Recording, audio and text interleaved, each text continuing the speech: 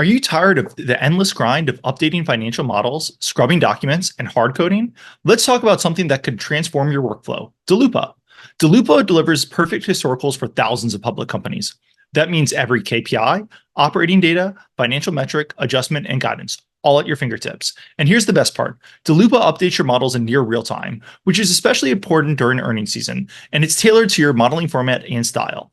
Imagine never having to update your models again. With Daloopa, you can reclaim your time and focus on what really matters, analysis and research. Want to learn more? Create a free account at daloopa.com/YAV. That's Daloopa, DALOOPA.com/YAV. Today's bonus podcast is a recording of the keynote interview I did with Bob Robotti at Planet MicroCap in Vegas back in late April. Look, Bob is great. It was a really great interview, so we wanted to kind of get it out into the public before it faded away into irrelevance because I thought people would really enjoy it. Look, Planet MicroCap, this was my second year going. It was an absolute blast. I had a blast last year. I had a blast this year. I'm really looking forward to next year. So, enjoy the interview. And I am working on some things to hopefully I'd love to see more investors at Planet MicroCap next year because I had a blast 2 years in a row. And I think, the more the merrier. So enjoy the interview. I hope to see you all at Planet MicroCap 2025 in Vegas. And I will be back with more regularly scheduled podcasts next week.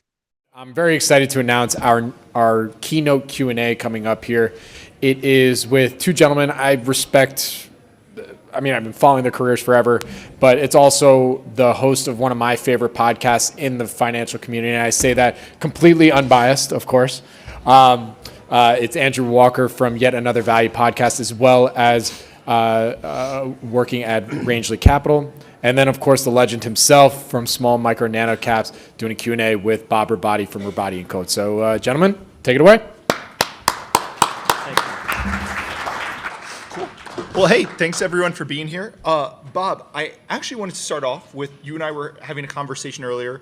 We're at Planet MicroCap, obviously the focus on microcap, but we were talking about how do you define a microcap? How do you find a small cap, a mid cap, a large cap, and how they evolve over time? So I'd love to just start off having a little bit of discussion on that and getting your thoughts on it. Right. Well, I actually think it's kind of like labeling people with a micro cap, small cap. It's really not necessarily indicative of the investment opportunity, and that's, I think, what people are interested in is like identifying situations that are extremely investable, that have really great opportunities. And if some of them happen to be heavily discounted, therefore they happen to be small caps or micro caps. So the fact that the discounting potentially is large is potentially opportune. And so, therefore, to categorize them and think, of course, and to eliminate them, I have had that just question recently. I guess we've had the good fortune recently of going over $1 billion in assets under management, and someone came to me and said, would you look at a small cap, micro cap company? I'm like, I'm talking to a company in Canada that's got a $30 million market cap. So that's Canadian. So that's only $20 million real money. And so my thought process is really, what's my investment opportunity and the return I can make? And that's plenty enough money for me to invest and therefore make great returns on. So, I do think it's a definitional, transitory characterization that really obscures what the opportunity set potentially is with companies and public companies. I think Bobby started it off. I think when people think Robotti, they think small and microcap stocks, and you've got a whole team who covers a lot of stocks. I know I've talked to some of your team members covering some of the most obscure, niche stocks over in particular Europe. But you file a 13F. We can look at your 13F, and it's chunky, concentrated as you'd expect from a value investor. But some of the stocks, I think people would say, hey, that's not a small cap, that's a mid cap now. Do you want to talk about how investing in companies, how that comes to be investing in companies that maybe are over that magic $1 billion range and start pushing from kind of the micro and small to mid? Yeah. So again, we're cap agnostic really when it comes down to it. We recently had that an institution came to us and said, listen, we're interested in giving money to a small cap, micro cap manager, but we look at your portfolio and 40% of what you own is mid cap and 20% of what you own is large cap. How the hell are you define yourself as a small cap investor? And so when we then looked at the numbers, the 40% that are mid cap, 90% of those were small to micro cap when we invested in them. And of course, the ones that are large cap, it's the same thing. 90% of those were micro cap, small cap when we invested in them. And of course, the story that people may know and associate us with is, of course, Builders First Source has been a company that's been a phenomenal success and today has a $20+ billion market cap on it. So clearly, it is not even a mid cap; it's a large cap company. But of course, the when we both invested, there were two companies originally, BMC and Builders FirstSource, and one had a $200 million market cap, and the other one had a $100 million market cap. So they were microcap companies, and of course the investment opportunity. Of course, they were transitorily microcap companies because these were businesses that BMC had 23,000 employees that had huge size of this business. Both those businesses were probably large cap companies at one time, and of course the housing downturn we all know in 06, 07, 08 meant that those companies, one almost went bankrupt, and the other one did go bankrupt. So therefore, in that process, the caps substantially changed. So the definition of what those businesses are in cap world is different. Of course, what the opportunity set and what the business was is very different than that, and therefore that's what we're looking for, right? If we can identify businesses that, and that's the way we look, right? We tend to look in cyclical businesses that are going through difficult times because investors don't want to invest in companies that have no prospect of when it might make money, how much money it might make, and therefore the valuation gets substantially, totally disconnected from what the business is. And yet we think that there's huge opportunities, cathartic process in terms of cyclical turns and downturns, what happens, and then of course the opportunity to then deploy capital and grow the business opportunistically at far less than what it would cost to do that is like just a plethora of opportunities that you will find in small cap and micro cap. That then you'll get stuck with the label of, oh no, you're a large cap investor, so I'll take the label of a large cap. Yeah, no, there was just something, look, it's a softball, you're not investing in microcaps anymore because everything's up 10x and it's large cap. It struck me as I tell people I'm cap agnostic and people say, oh, you're mainly in small caps. And I say, yeah, everything I invest in goes down 95%. So it starts out at anything and it ends up at a smaller microcap. One of the things you mentioned Builders FirstSource, and I did want to have a thought. There are a lot of different types of microcaps and small caps you can invest in, right? You can invest in the growthiest of companies that are new or just came out, and they're attacking huge TAMs, and they've got the potential for explosive growth. You can find kind of small caps or microcaps that have been around a while, and they're more capital return stories. They tend to be cheaper. They're going to buy back stock or do dividends. You mentioned Builders FirstSource, which it's more of it's got more cyclicality to it. It has a big roll-up opportunity. It has the opportunity to deploy a lot of capital. All of them can be in the small cap world. All of them can have great success if you're good at it, but there are three very different skill sets. And I did want to ask you, do you think there's one in today's market that particularly has a particular opportunity for investors to kind of look at, get good at, generate alpha? There's a particular opportunity in that field? Well, I generally think there's a lot of opportunity for stock pickers in every market cap, and that includes even large cap. I actually believe you got to be a stock picker. You can't have money in an index and kind of like move accordingly. So bottom-up stock research is the fundamental differentiator to identify companies that have a substantially larger opportunity set than the market price reflects in it. You went through a number of different examples of companies, and so I will tell you in my portfolio, we own some of all of those things. We own some businesses that are okay businesses that you can buy at a discount to what the assets are. We buy some that, but of course the ideal situation over time has been the ones that have been cyclical, have been beaten up, have therefore been heavily discounted. And therefore, really, that's what we say. I'm looking to buy a growth company because the ability for a business to return to its normalcy in a difficult time is a huge amount of growth.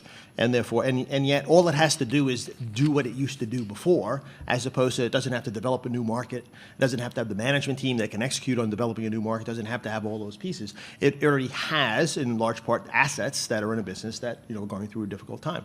And so therefore, and you can buy them for far less than others. So that's what I say is, we're trying to buy what people think about as better businesses with barriers to entry, with significant growth, and you buy them at, Ben Graham's above growth prices because there's no identifiable path to profitability, and therefore there's no way markets aren't figuring out how to value things like that, and they get far disconnected, and they disappoint. And when they disappoint, what happens is there's only one way for a stock to go when it disappoints. It goes down. And who cares if it's traded at 20 cents on a dollar? It disappoints, it goes to 10 cents on a dollar. And so therefore, I do think that part of our process over time and our success has really been the ability to continue. So when it goes from 20 cents on a dollar to 10 cents on a dollar, to buy more stock at 10 cents on a dollar. So therefore, to continue to invest and to have a long time frame, because I really do believe there's a phrase by an economist who was up in MIT, and that is, in economics, things take longer to happen than you think they will. And then they can happen much faster than you think they could. And so and the longer the process takes, and that's what I think we've lived through. We lived through an environment where small cap, micro cap companies have been, I'm giving a talk later on in Omaha this week, and the message of my talk is really, It's the economics, stupid. And so people talk about small cap. I mean, value has underperformed growth, and why is that? And when value stocks can come back? People aren't going to go buy value stocks because they're out of favor. They're going to buy value stocks because a bunch of the companies that have to have that classification are going to have economic situations that are radically different, and therefore significant growth in profitability and revenues. And therefore, the returns will manifest themselves, and that's what will attract, and therefore, that's why that group gets, then will get into favor. So it's not that it moves around mysteriously to be allocated into value or to small cap. It gets allocated to companies that perform well, and especially ones that have performed poorly, because the fact of the expectation changes, therefore radically changes the valuation. So that's what the opportunity is. So it's all about the economics, stupid. And so if you can identify the business and the opportunity and have a good sense as to how the economics play out, and again, in businesses that are cyclical, they will play out a pretty reasonable, predictable way, the timing of which is totally uncertain. And so therefore, that uncertainty probably is an opportunity for the patient investor who's done their work to identify those situations. You mentioned opportunity in there a few times, and you started off that by talking about the you talked about the opportunity for stock pickers, you talked about the opportunity for patient investors. I guess I wanted to ask you, you hear lots of people, especially value investors, as they watch AI stocks rip to the moon or Dogecoin go to the moon, whatever it is. You hear a lot of people talk about, is the market broken? Is the market getting more inefficient? I'd love to get your opinions on, is the market more inefficient? Is there more opportunity today than 15 or 20 years ago for someone willing to do fundamental work and pick individual stocks? Yeah, I'm absolutely convinced that the opportunity set is huge. And it's intuitive, right? The idea that capital has flown out, capital's not interested, capital's looking other places, and the market mechanisms and the allocation of capital have nothing to do with bottom-up stock research. And therefore, that means there's an opportunity for you to do work and to identify situations that people are not focusing on. So that's what I think. I think on a go-forward basis, I just don't see how the next 10 years, stock pickers are going to substantially outperform indices, because that's what it is. The flow of funds today is largely dictated by not intelligent thought, but the flow of capital. The flow of capital is predicated on high performance. The high performance means that you've done well, you attract more capital. You get more expensive. We all know that. And the fact of the matter is, because we know it, and someone said that 5 years ago, and those stocks have still done really well, and your stocks have done really poorly, convinces you, like, well, maybe they're right, as opposed to, no, the rubber band just got stretched further, and therefore the irrationality is larger. Where do you want to find opportunities today? What do you think the opportunities are? Do you think the opportunities are in the Magnificent Seven? Is that an undiscovered group that nobody kind of looks at and understands? Or is it where they're not looking, and they don't understand, they don't focus on? Where do you think opportunity is going to be? Well, so I agree with you, and you said you kind of cut off my next question, so you're a bad interview subject. But my next question was going to be I would have said the same thing 5 years ago, right? Mm-hmm. The capital is going into indices, and I think both you and I would agree. I mean, there have been fantastic opportunities, but by and large, 5 years ago, if you just said, hey, I'm just going to kind of blindly close my eyes and follow the passive flow funds, you, by and large, would have done better. So, and then... That's one point, but putting that aside, you talked about the Magnificent Seven, and I do agree with you, but I guess the counterpoint would be, hey, 18 months ago, Facebook was at $80 to $100 per share, and today it's at $400. And you could name multiple ones of these. NVIDIA, a year ago, it was starting to get pretty clear AI was taking off, and I think people like you and me probably just sat there and said, oh, this is interesting, things are accelerating, and it's outperformed like crazy. So I do hear you on the rubber band snapping back, but when I look at these, I say, oh, these are some of the greatest businesses in the history. Am I just an idiot for not covering these nonstop and buying every pullback? Well, but I said stock pickers will win in the next decade. And so stock pickers, and you're starting to see that, right? You're seeing deviation in the Magnificent Seven. Of course, it used to be FANG, but now it's Magnificent Seven. So they kind of change, right? And so therefore, and you say Meta, I don't own Meta, but I know other people who do. I think are great value investors, and it was probably really inexpensive 2 years ago. So again, if you picked the right stock at the right time, you would have done really well. If you owned them all, you wouldn't have done nearly as well. Now, they all did relatively well, and so, but where's the differentiation? So, but that's what I really do think. I really think that the economics. So Greg Zuckerman is a reporter for the Wall Street Journal, and in 2018, he said to me, we did an interview, and he said to me, so why do you think that value is going to outperform? What's going to be, why? Just because it hasn't performed well, why should it perform well? And I'm like, well, because what's going to happen is the companies we're investing in are going to have a different economic fact pattern that will drive that. And so, of course, at the time I said it with limited conviction because he asked me the question I hadn't really kind of thought through. So I was more knee-jerk. Oh, yeah, small value will rotate and all those things will rotate. But then, like, what it is. And so that's what I really spent the last number of years, getting hit over the head in terms of what's happening. And that's what I do think. I think the world changed 2 years ago. I think the world post the financial crisis is an odd economic environment that we've never lived in before. And when you live in it, you forget that because it is, of course it's logical because you're in the time. But yet how it existed and as long as what existed when inflation was as low as what it was, when you had low, no, negative interest rates, so therefore you had free capital. So it was and for not just a year or two, but you had it for 10 plus years. So that was a very odd environment. Today, we're in a very different place, I really believe. I think there are huge structural changes that are happening that are going to drive the demand for a lot of things that have been taken for granted and that have been pushed to the side and have been industries that have performed poorly that are now consolidated and really well positioned. But the materials and the industries they're in are in industries that are going to have significant growth in front of them. And so therefore, there's a rotation that is in the process of starting. And one of the clear things is the cost of capital is different today. How many times do you hear something like, oh, that used to make sense, but it's got a higher cost of capital? Those things drive me crazy because the correct way of saying that is, it isn't that it has a higher cost of capital. Today, it has a cost of capital because 2 years ago, it had no cost of capital. That is not a sustainable economic environment. So there were companies that had no cost of capital. So the cost of capital today, I still say, is probably on the low end. And so therefore, the adjusting to that number and adjusting all valuations, what's my risk-free rate of return? What's inflation? Because the Fed is an irrelevancy. The Fed has no control over the economic environment, really. Right. And there are two huge things they tried to do in the last 15 years they've been dismal failures at. So the idea that they control things, it's kind of like they follow the tea leaves like the rest of us do. The Fed was going to cut 5 times. Well, the Fed's looking at what goes on. The facts unplay, and it responds. So therefore, it doesn't lead that. It follows it. And so therefore, interest rates, inflation is a more persistent thing. It's whack-a-mole. It continues to be reasons to think like there's plenty of reasons why inflation is going to be a persistent issue that will pop up and down, but be at a higher level. Therefore, the risk-free rate of return, we're getting close to it. It's getting close to 5%. The 10-year Treasury probably should be at 5%. Maybe it should be higher than that. If it's at 5%, what's the risk on top of that you have to have? And therefore, there's a whole bunch of, I think there are classes of investments. One of them I think is real estate. Real estate is all cap related. And therefore, if you have an environment where the cap rates are lower because the interest rate is higher, what's the risk-free rate? If I get 5% on a 10-year Treasury, what do I got to get? 7, 8%. And so therefore, what's my cap rate? Well, I got to have growth then in the underlying income stream in order for me to have value that kind of persists. Well, if there's growth in the income stream of the rental, that means there's inflation. So therefore, that means there's higher interest rates. So that's it kind of goes the other way. And of course, the other thing, of course, is today people talk about how much money is in passive, how much money is in active. Of course, what they don't think about is how much money today is in private markets.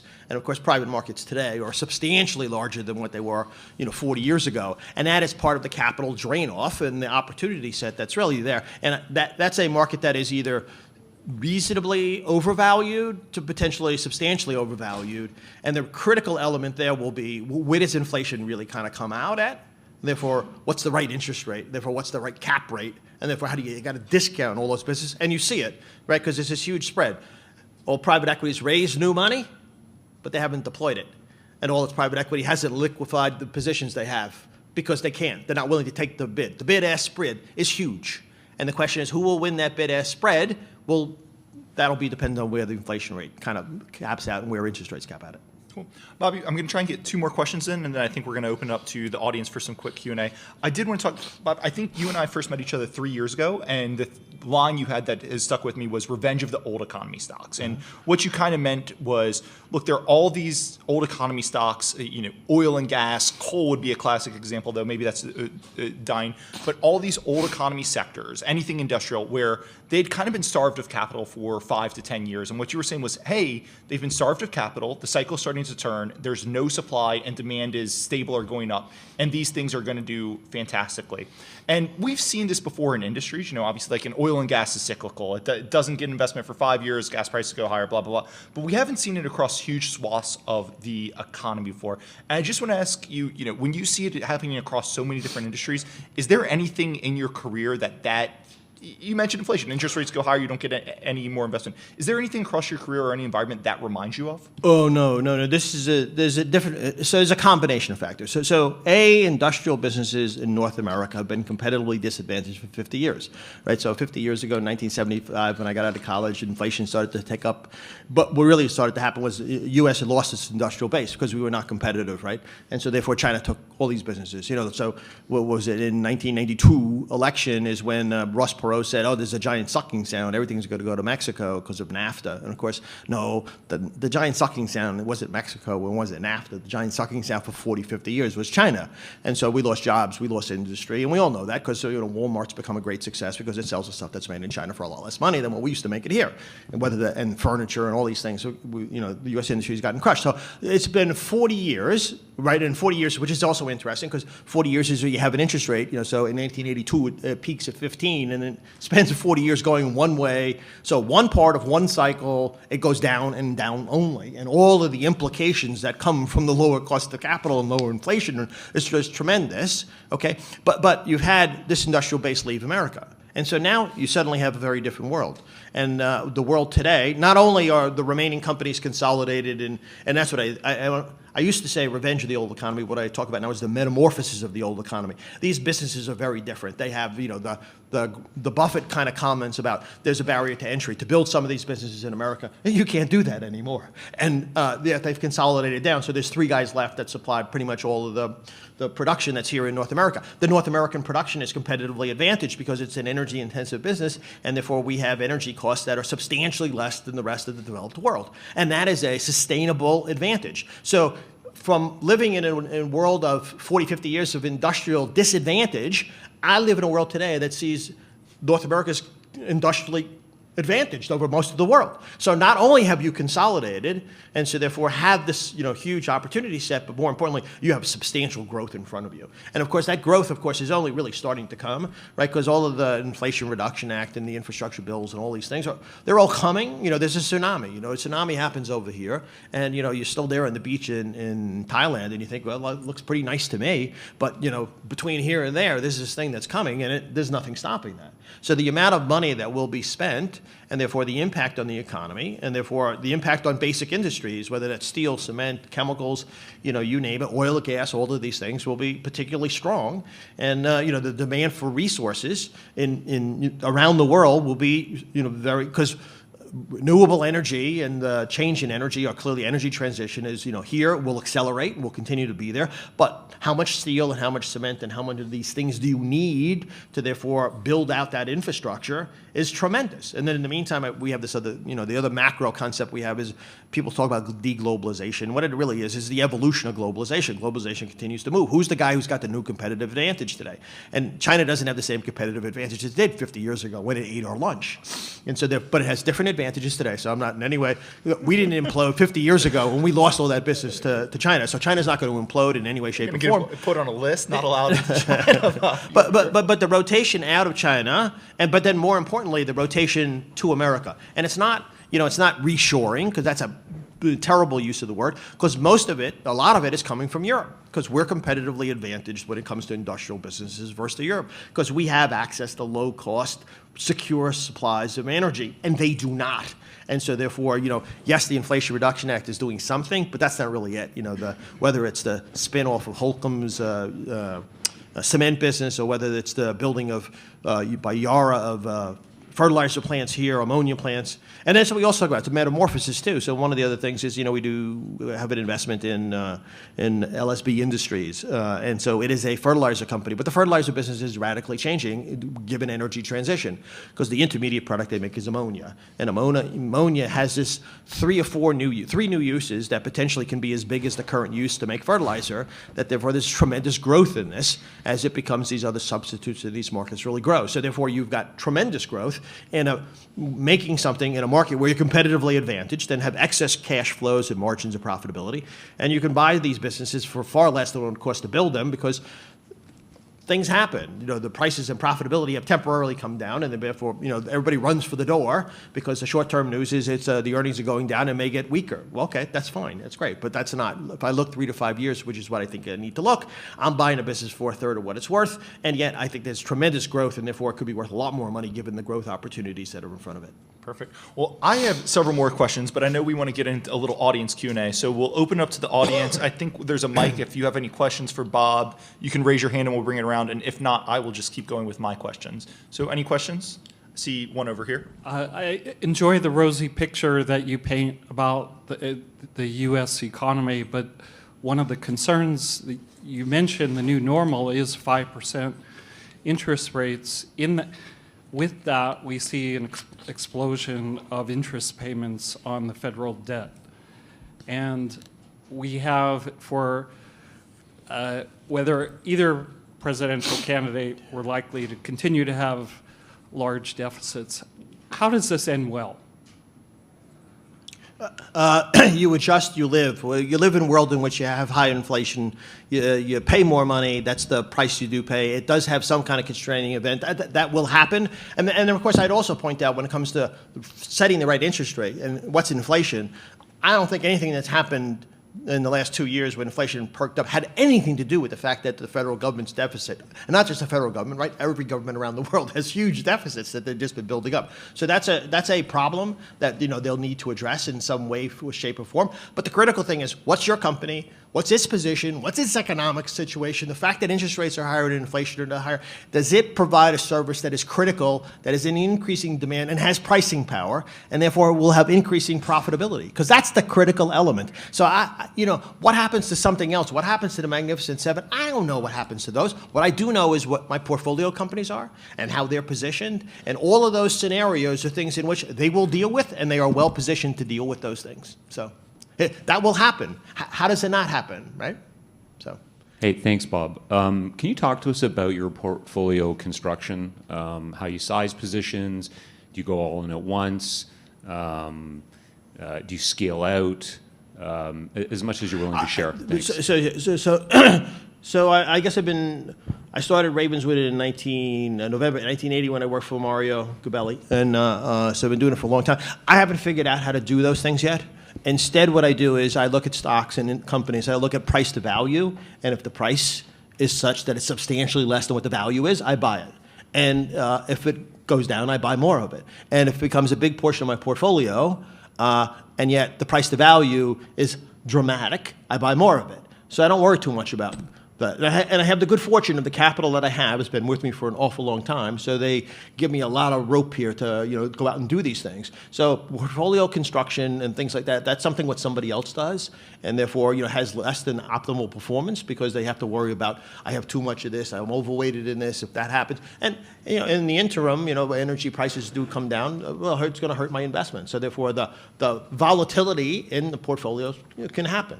But the critical element is price to value at any one time, and I'm not looking to size the portfolio and figure out how to manage a portfolio. I don't have to do that. But let me just throw one in there. You mentioned if it becomes a big piece of my portfolio, like what is the price to value you're looking for when you want something to become a big piece of your portfolio? Like, I could imagine you say, hey, I look to start a position when it's at 50% of what I value it at, and I look to get max size when something's at 25%. Yeah, but the critical thing I've continued to realize what we do is we invest in businesses that are beaten up and out of favor.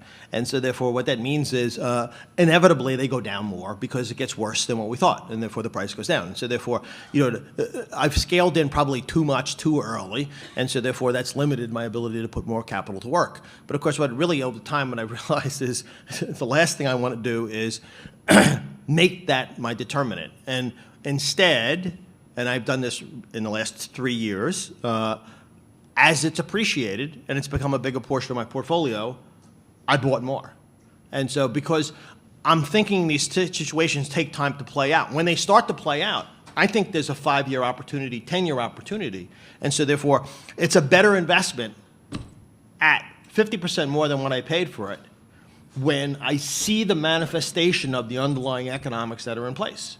And therefore, not to put more capital to work when when he's broken through the line and there's 60 yards of running room between there and the goal line, why would you not want to own some more of that? Because it's clear the outcome. And so it's a better investment at a higher price, because the higher price is that the market is beginning to reflect the realization of the economic environment that we thought was clear and obvious, and then it really has come to manifest. That's a really interesting point, being able to buy higher as it kind of inflects your way. We've got time for one more question. One more question if there's one more question out there. Hey, Bob. Would you mind talking about one of your biggest mistakes you've made in your investment career? The biggest mistake leads me to where I am today, and that is the biggest mistake was a company called originally Ethel Corporation, and then it changed to New Market, and so I bought it in 1998. The Gottwald family controlled it. They're out of Richmond. Smart people, smart capital allocators. They consolidated their industry. It was down to 4 players. In 1997, they bought back a lot of stock because there was nobody else to buy. They levered up at the wrong time. They made a mistake. Stock then went from 45 to 35. A year later, I'm like, hey, I'm smart. I'm buying it at $10 less than what the Gottwalds thought. Clearly, the business is worth a lot more money than that. The business, though, having levered up and having consolidation in the business, and Oronite, a competitor, building a plant in the Far East, and that was the same time you had the Asian financial crisis, the business, for the number of years, slid down. So I bought it from 35 all the way down to 4. And so then the stock corrects and goes to 15. So 2005, it's paid off all the debt, and I talked to the CFO. Now, in the meantime, that's a great thing of investing in these companies. You've been an investor. I've been an investor for 6, 7, 8 years. I'm the only one person to talk to David Fiorenza, the CFO of the company. And I say to David, David, next year you're going to earn $4 in free cash after tax. It's a $15 stock. You paid off all the debt. This stock's like really cheap. And David says, Bob, from your lips to God's ears, 3 years ago, I thought we might go bankrupt. And so all I know is I see every tree that I might run into. I can't see the forest. And so therefore, I bought the stock. Oh, I double up. I filed a 13D. I'm really smart. I buy, and then sure enough, a year and a half later, the stock's like earned $4. Pat myself on the back, stock goes to 39. I'm like, well, business, low growth business, 39, $4. That's a pretty full valuation, almost 10 times free cash flow. That's I start selling stock. And then a while later, the Gottwalds buy back stock at 42. And I'm like, what are they doing buying back at 42? And then I sell some more stock. They buy back stock at 68. I'm like, what the hell are they doing buying back stock at 68? And I'm selling stock. And so the whole thing is, the situation had manifested and come together. The consolidated business had radically changed. The growth in the business was reasonably good, and yet the growth in earnings was substantial, because it ended up earning, I don't know what it earns today. I think it earns like $30 a share, something like that. So at the end of 2013, I sold the balance of my stock, because that's when they changed the tax rules. So I got a $25 dividend, and I sold the balance of my stock for $275 a share. So $300 a share. I bought it at 15. I thought I was smart. I sold it at 39. I sold it at 42. I sold it at 50. And so the amount of money that I lost is more money than I probably still manage today from that investment. And so therefore, when these situations that you've identified turn the corner, the opportunity set is dramatic. To put more capital to work is the thing you have to do. And the last thing you want to do is, it never hurts to take a profit. It is funny how, when you talk to a little more seasoned investors, every time you ask their biggest mistake, it's a mistake of, I guess, omission, where they sell something that goes up more and they knew it was a great company. I don't think that's a mistake of omission. I sold it. I did not do something. I sold it. It's a mistake It's a mistake of commission, because they pay their brokers commissions. And then when you talk to a younger investor, their biggest mistake is, oh, the thing I bought that went down, like most of my portfolio, 90 or 95%. But Bob, this was fantastic. It's been great learning from you over the years. I appreciate you coming on.